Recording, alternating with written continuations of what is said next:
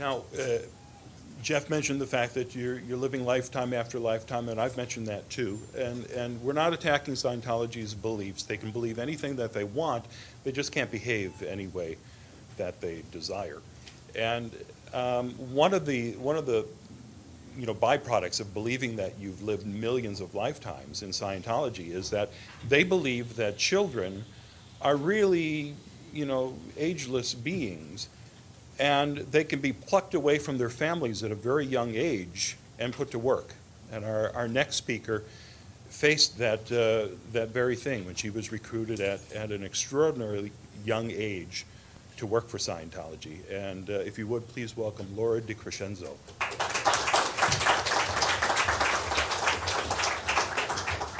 Thank you.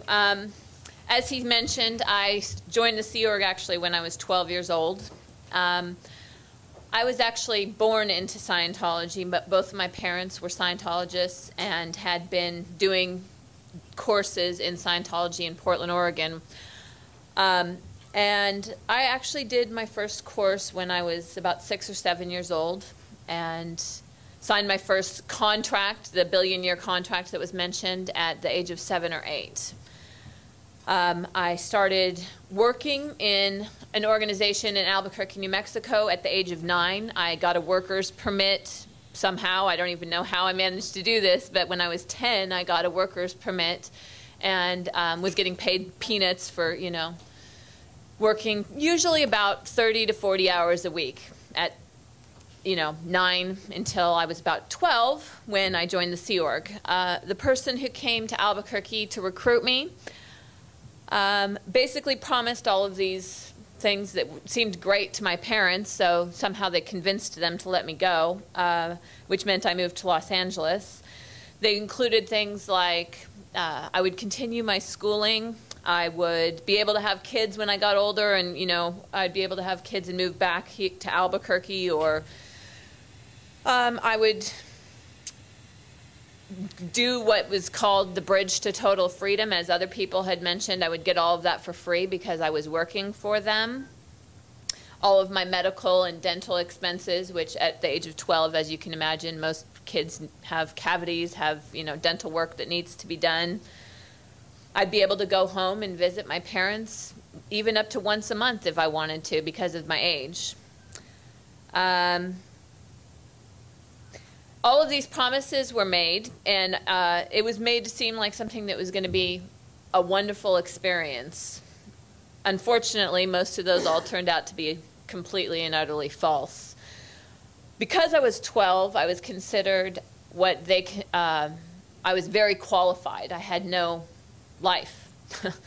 As I'm sure you can imagine, most 12-year-olds go to school, play video games, and don't really have any history that would make them unqualified for what they considered the higher organizations in the Sea Organization.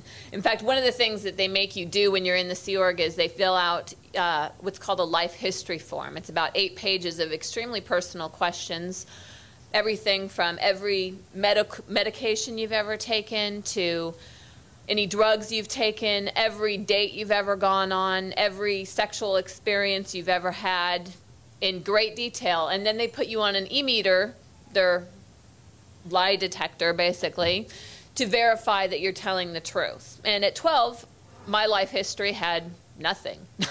It was a bunch of no, no, no, no, no. So I was like considered prime pickings for them. Not to mention the fact that at 12, your mind's basically an open slate. You can be programmed however they want you to be. So I joined the Sea Org. I left my parents and moved to Los Angeles. As I mentioned, pretty much everything that they had promised me was a lie. I didn't continue my schooling hardly at all. I would go once a week maybe with no trained teacher.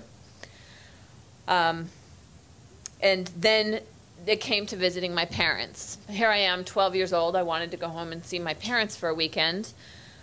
My first visit home was a complete and utter nightmare. I was supposed to leave on a plane, and within a few hours of the plane leaving, I was told that I couldn't leave unless I had gone on their e-meter and done a security check. And I was like, well, my mom has bought me a non-refundable ticket. How am I supposed to do this? I'm supposed to leave in a couple hours. They said, well, you can't. If you do, you're gonna be subject to justice when you come back. That basically means that my position in the organization that I was in would be negated. It meant a lot of things to when you're in the Sea organization. A justice action's considered scary. Anyway. So I was like, okay, well, how am I supposed to do this? I'm supposed to get on this plane. My mom, you don't mess with my mom's money, you know what I mean? This is a non-refundable ticket. So I said, okay, I'm going to go anyway. So I actually went to the complex where I had my birthing at the time. I had gone from the HDB over to the complex, and I got into the super shuttle in the horseshoe of the complex. And security actually came out and physically prevented me from leaving. I had locked the door because I saw somebody from security coming. I was freaking out. I was like, I have to go. And he reached in and unlocked the door, opened the door, preventing the super shuttle from leaving. So from the very beginning, you can see it was taught to me that you don't mess with them. They're going to keep you here even if you don't want to be there. And anyway, I ended up catching the plane about 24 hours later. And it was on a flight that was arranged by them. Here I am, 12 years old. I left LAX at about 11 p.m. at night with an hour layover in Las Vegas, Nevada. As a mother now myself, I cringe at the thought because here I am, 12 years old in Las Vegas airport in the middle of the night, arriving in Albuquerque at 3 a.m.